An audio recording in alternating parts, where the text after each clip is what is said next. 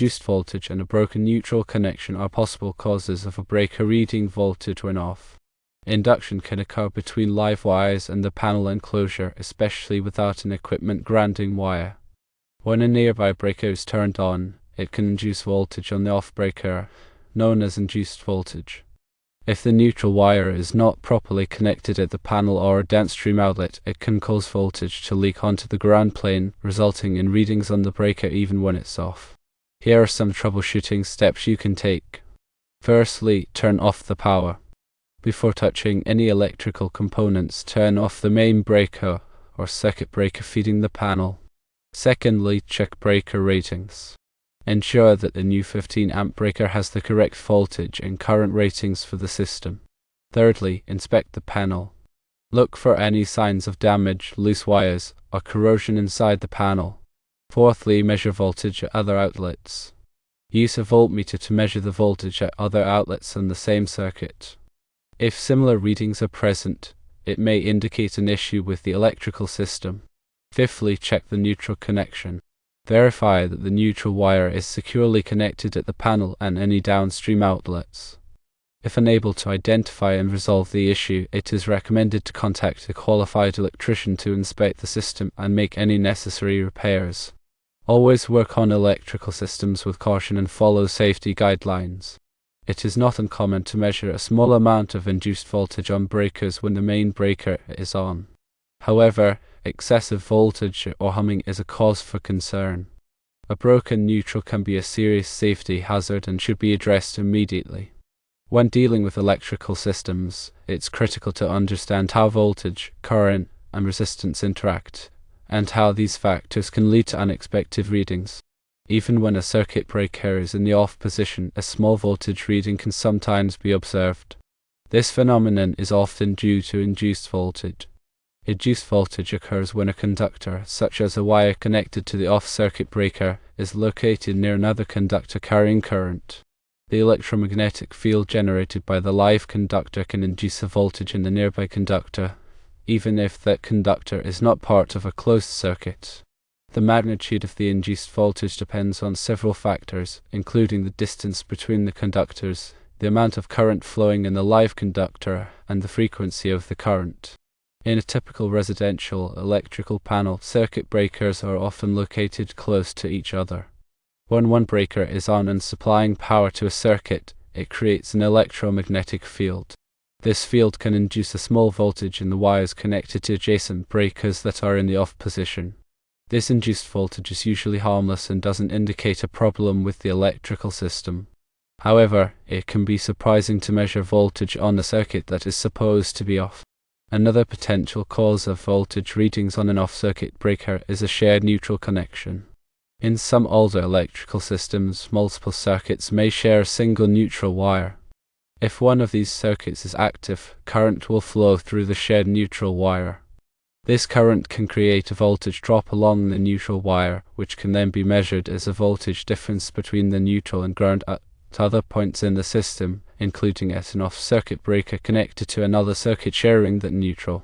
In addition to induced voltage and shared neutral connections, a faulty or miswired electrical system can also cause unexpected voltage readings. For example, a loose connection in the neutral wire can create a floating neutral condition.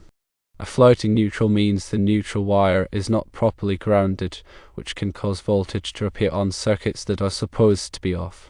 Similarly, a short circuit between a hot wire and a neutral wire can also cause voltage to appear on other circuits in the system. A broken neutral wire is a serious electrical problem that can create dangerous conditions in an electrical system. The neutral wire provides a return path for current to flow back to the source, typically the electrical panel. When the neutral wire is broken or disconnected, it disrupts this return path, causing voltage imbalances and potential hazards. One of the primary dangers of a broken neutral is the possibility of elevated voltage on circuits that are supposed to be operating at a low voltage. Without a proper neutral connection, voltage can build up on these circuits, potentially damaging electrical equipment and appliances. In some cases, the voltage can rise high enough to cause a fire hazard. Another danger of a broken neutral is the risk of electric shock.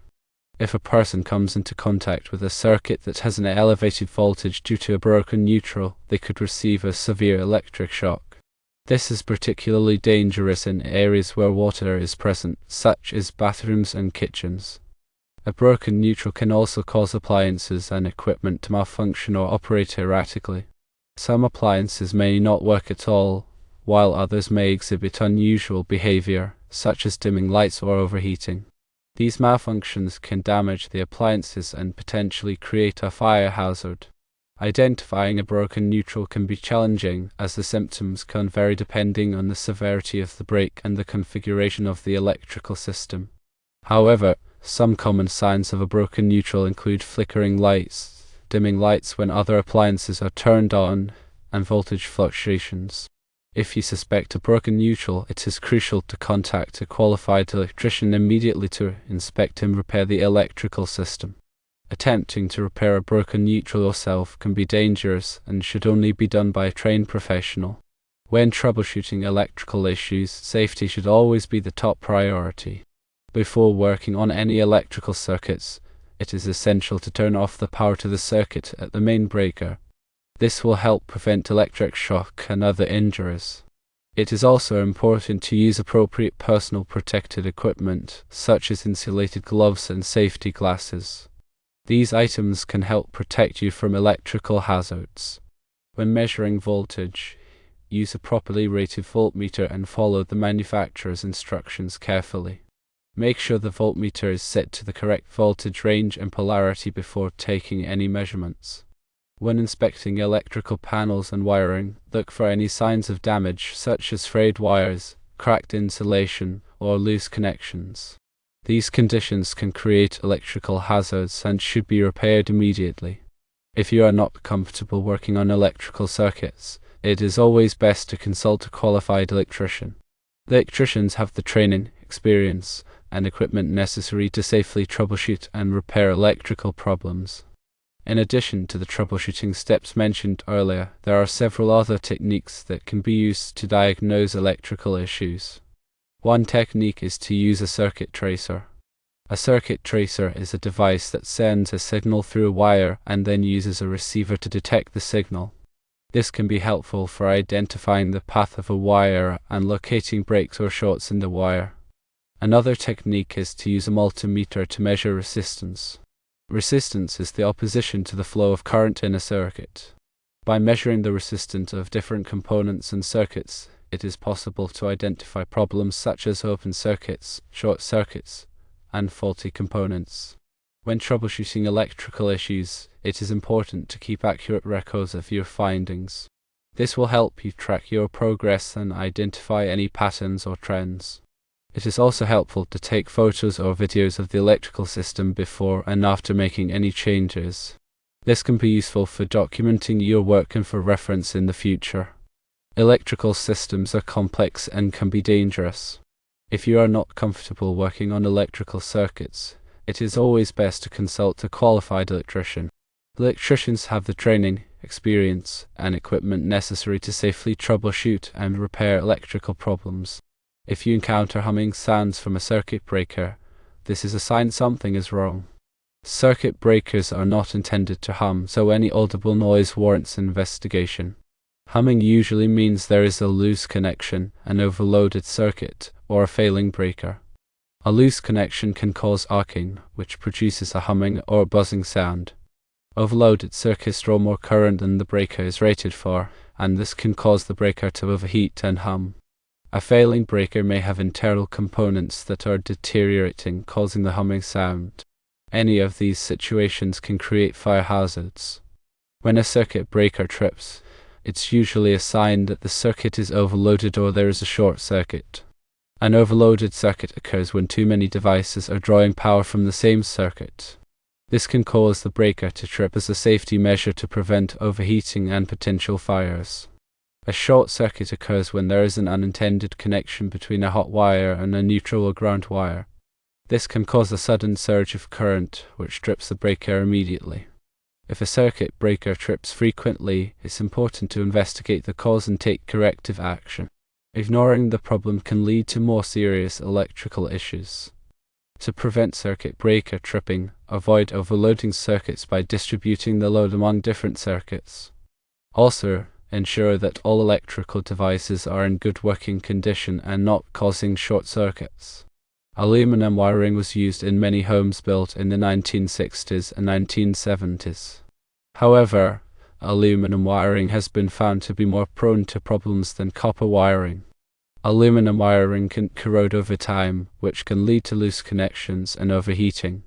It can also expand and contract more than copper wiring, which can cause connections to loosen. If your home has aluminum wiring, it's important to have it inspected by a qualified electrician. The electrician can check for signs of corrosion and loose connections and make recommendations for repairs or replacements. One common solution is to use copper connectors that are specifically designed for use with aluminum wiring. These connectors can help prevent corrosion and maintain a secure connection.